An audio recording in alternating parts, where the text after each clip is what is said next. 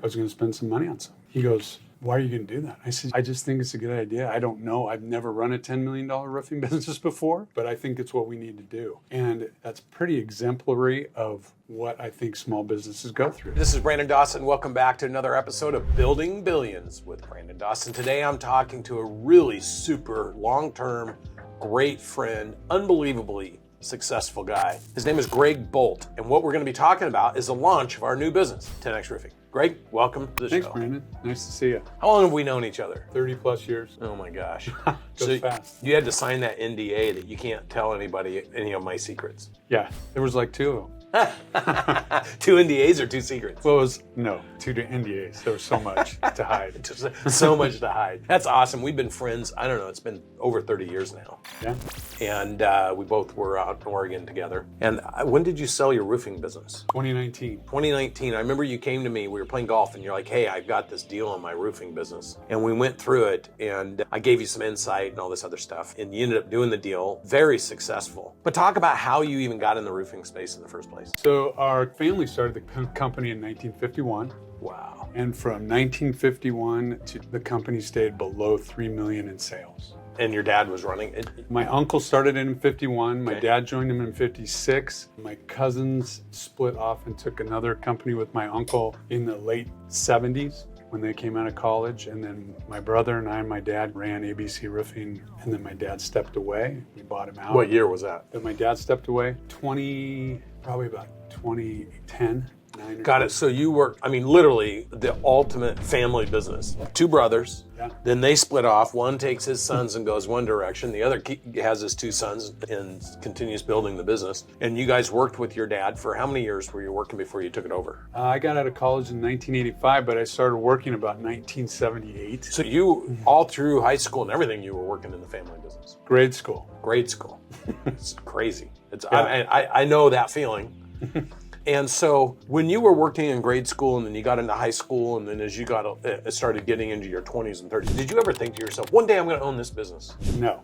I thought one day I'm going to get out of the roofing. But I enjoyed it. I ended up being a great career, and it wasn't the path I thought I was going to have when I was in high school or even college. But I had some great mentors and some great people I worked with along the way, built some great relationships, and wouldn't change a thing. We're going to get into some of the details about how you took the family business over, some of the things you did to grow it and all that. But before we do that, I have to share a story. Please. So look, I'm going to embarrass myself a little bit here, but in 1995, I believe it was, or 96, we have a mutual buddy. And he tells me, hey, look, man, we all played golf together. And he says, look, we got to go help Greg in his roofing company because he has a huge job. He needs help. He doesn't have the manpower. And you have to come help me help him. And I'm like, yeah, sure, whatever, man, whatever. And so he says, look, but we got to go to Home Depot and we got to get you the right stuff. So I'm like, cool, that's whatever. So we go to Home Depot and I buy these new boots. I buy this great tool belt. I buy hammers. He tells me he walks through and picks all the stuff out I need. And so I load everything up into the trunk of my Mercedes and I meet out at the job site and you're up on this roof with your crew of people and there's multiple ladders going up there. And you're like, hey man, I'm glad you guys came. I could use your help. And you were all excited that we were there. And I opened the trunk of my Mercedes and I put on my brand new tool belt with all my stuff and I put on my brand new boots and I come climbing up the ladders and I step onto the roof and it was a hot tar roof. And within about 15, 20 minutes, I was stuck on the roof. I had shit all over my body. And at one point I'm like, I cannot believe this is what these guys needed me to do. And I turn around and you and your whole crew and that guy are all sitting there looking at me, laughing your asses off. The whole thing was a prank. That's good.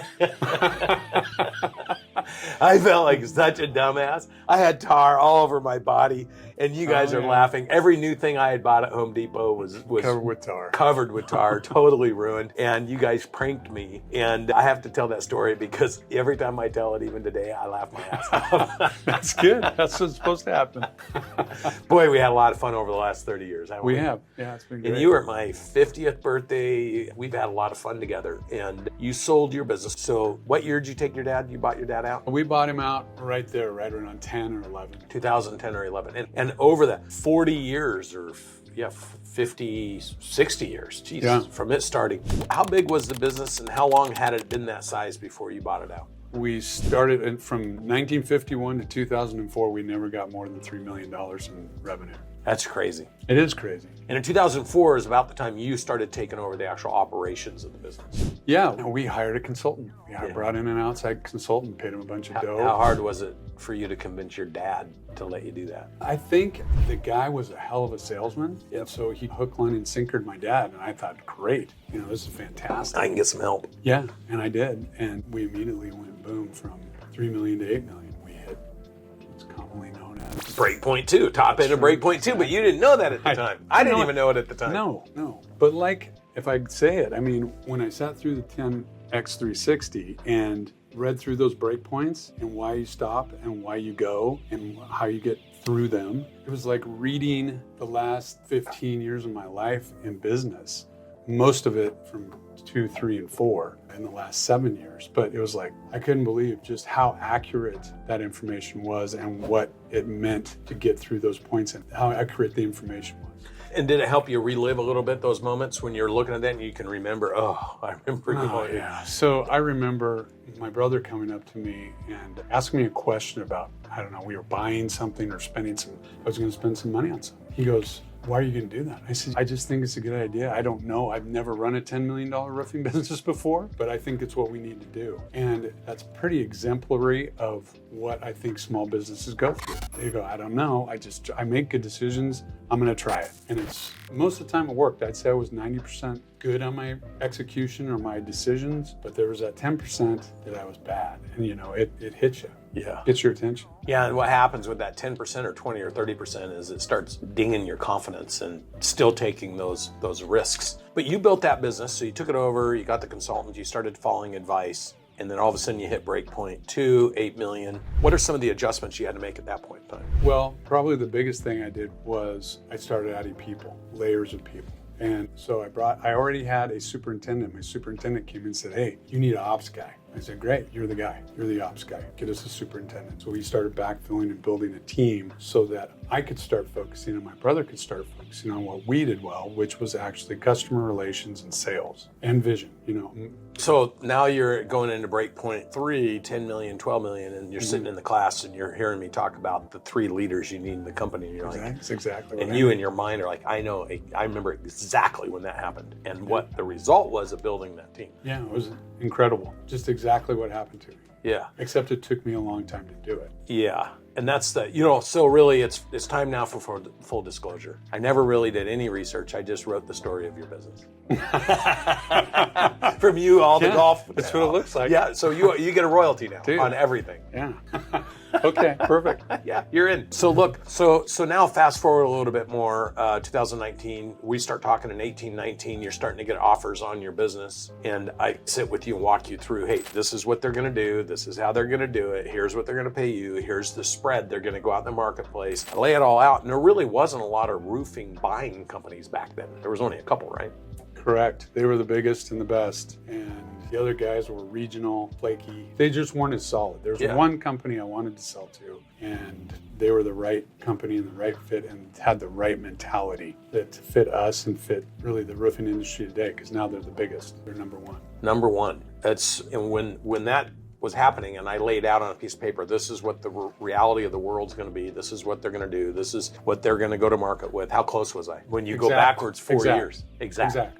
Yeah. Exact. It's again, sitting in at 10x360, it was just like, this is exactly what happened. I don't know if you're doing it for my benefit or not, but obviously you weren't. It was for everybody's benefit. It just happened to fit exactly my story. Yep. Now, it's still a great story because you sold for enough money you'll never have to work again the rest of your life, unless you choose to do something, which we're going to have a big announcement at the end of this podcast. Or did I announce it at the beginning? I think you did. I already let the cat out of the bag. Jeez, see, there you go. So I was so excited. But you had a huge exit, and then you went and started working with the largest consolidator in North America for roofing. Correct. And the last basically 4 or 5 years, you've been working with them and watching their explosive growth. Yes. Which is exactly what I said. This is what their strategy is going to be. Then they're going to go to a private equity group. Then they're going to do this. Then they're going to do that. And that's exactly what they've done. And so you and I were talking about this because we have so many roofers in our 10X community, both commercial and residential. And I said to you, I don't know, maybe a year ago, I said, dude, I'm getting all these roofers coming in.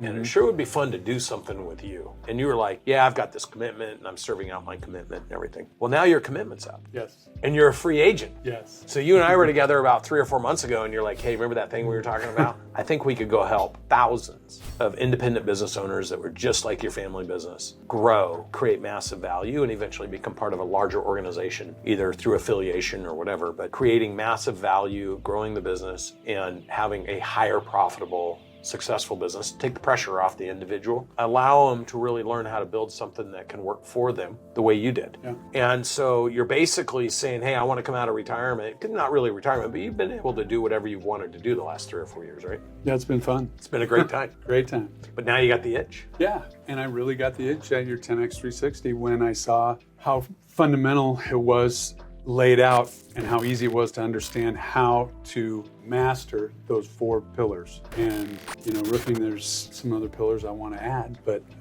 but that is something that watching people try to run a business when they don't have financials right, when they don't have HR right, when they don't have operations right, they have no sales program, they're getting 2% of their calls returned and they're not following up, they just have no sales or marketing system in place. And you've got a system. Roofing, small business, it's a team game, and I look at what you've got is the perfect playbook for the small business team that wants to be the best team they can be. And you're like, dude, I could lead this charge because in your previous experience working with that massive high quality consolidator, basically, like the best in the marketplace. Watching them, you still realize that a majority of the people that they want to buy, they can't even buy because they're not operated well enough. No, a very small percentage that they can buy because 1 to 4 of those pillars are weak, and it's usually the financial one. And so they're looking at it, no matter how big it is, they're like, oh, well, we can't justify buying it because it doesn't make any money, or it doesn't have, the owners structured it wrong, or the jobs are the wrong kind of jobs, or it's not operationally, it's not run sound enough. So if you and I just went in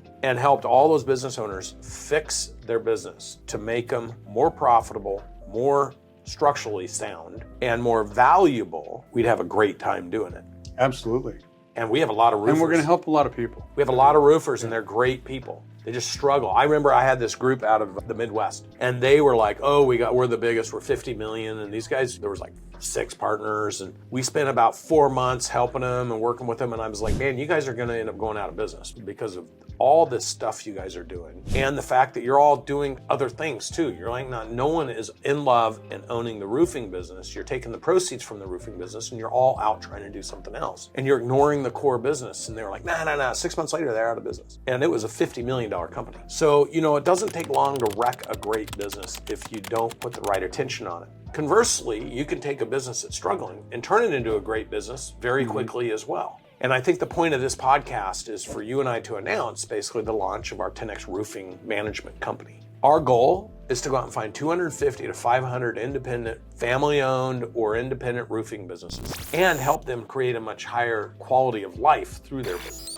And when you and I are sitting around having a cigar talking about this, I watch you light up. You're like, I want to do this. Yeah. So talk a little bit about if you could paint your future picture for the next 5 or 10 years, what do you want to create in this 10X roofing community? What I really want to create is a place where roofers can come together and talk openly and share ideas and learn from each other, learn what's working, what's not working, and they'll grow just because they're motivated. They'll grow because they're getting good information and they're motivated to use it, and away they go. In my case, people say, well, you did it on your own. Why would I need help?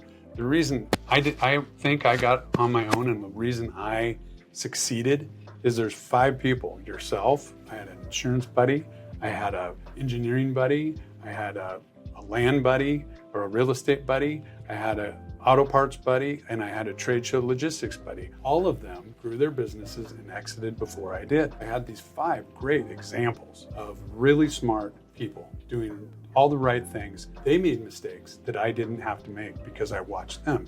So instead of it taking me 15 years, maybe it took me 7 or 8 years to grow from 4 to 20 million. But when I read the playbook you've got, I go, geez, if I'd had this, I'd have done it in 3 years. In 7 years, I might have been a $100 million company. It's not impossible. And we have business owners doing it. And so I think that you being in the room with people that are like, yeah, we're doing this right now and we're crushing it. Your confidence level, because I remember you ran up to me and you're like, my God, dude, I'm talking to all these people who are absolutely killing it. I didn't have this. I had to do it the hard way. If we bring this and we structure it specifically for roofing, I can go get all these people and help them. We can kill it with them. And that's exactly what we're going to do. Right. And for me, to get to work with a buddy that I've been friends with for 30 years, that we've shared a lot of great experiences together, and now get to go build and conquer, I'm really super excited about that, because I think it's important that everyone listening to this understand that when you can build with people that you already enjoy being around, it makes the building process, even when you're struggling, that much more fun, because you're overcoming things together. It's like you're conquering together. If you don't have that at home and you're out there pushing by yourself and you're striving by yourself and you're carrying the weight of your business by yourself, or you're in a family business and you're chewing up your family time together, talking about what's wrong in the business, and you want an alternative perspective, you want an alternative result, that's why we've started this business, is for you. If you want to find out how to grow, scale, create massive value, do it bigger, better, more impactfully for you, the people that work with you, for your family, that's why we're starting this business, the 10X Roofing business. And I promise you, without any question, we will blow this thing through the roof. And you've already seen the business you were working with, high quality aggregator and consolidator of independent roofing businesses, you've already seen them grow to billions of dollars. So you know it's possible. Absolutely. Yeah. No And question. we're going to do it. Yeah. Let's go. Let's do it. All right. Hey, listen, thanks for following and listening to this podcast. It's both a podcast talking about successful entrepreneurs doing it the hard way, having an exit, but it also is an announcement of launching our 10X Roofing business in partnership with my buddy Greg. And if you're a roofer, if you're in the home services space and you want to have a conversation with us, all you need to do is hit the link. All you need to do is DM us. All you need to do is send us an email, pick up the phone, have a conversation, and we'll be happy to walk you through exactly what we're doing. So for those of you watching this show and listening to it, I hope we inspired you about what it takes to be a successful entrepreneur. Be sure to leave your likes, be sure to share, leave us some comments. Appreciate you watching the show. And this is another episode of Building Billions with Brandon Dawson.